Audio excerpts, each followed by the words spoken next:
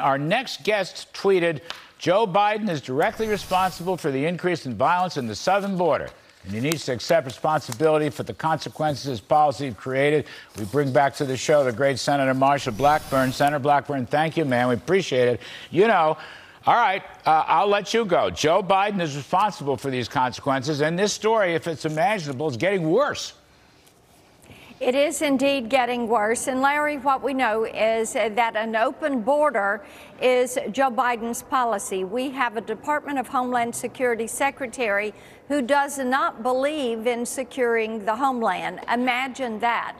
And when you look at these Biden policies, what do you have? The cartels are emboldened. The cartels have turned human trafficking from a $500 million a year business into a $13 billion a year business. The drugs, the fentanyl, they're bringing into this country. The cartels are now fighting among themselves as to who is going to control certain portions of the U.S.-Mexico border.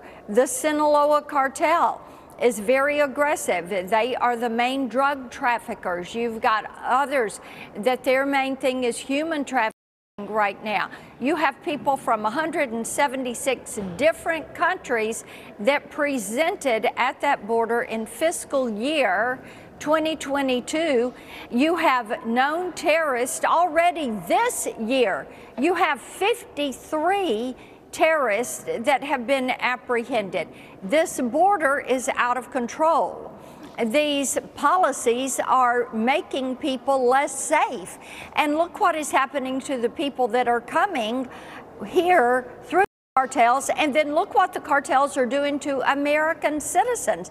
This has got to stop. The border has got to be brought under control. We have to secure the border, stop the drug trafficking, stop the sex trafficking, the human trafficking, stop the entry of gangs that are moving into our cities and committing crimes. Senator Blackburn, I think, I'm sure it's not the first time, but American citizens getting kidnapped and shot is a very bad thing.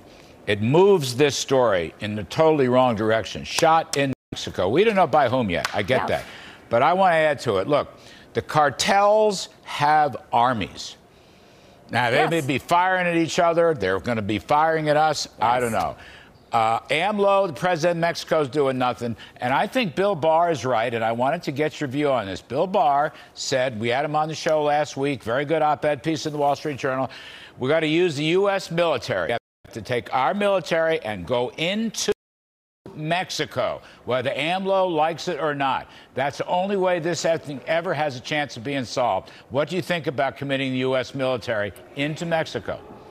We already have National Guard troops who are helping to patrol the border there in Texas, and there had been some troops that were there on the border in Arizona.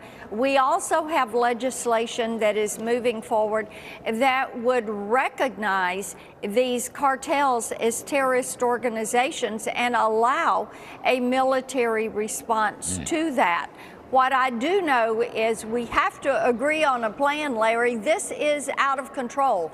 When you have 4 citizens that are kidnapped, when 2 of them are dead, and this was done by the cartels, it appears it was a mistaken identity, and it shows you the viciousness. Plus, let me say this.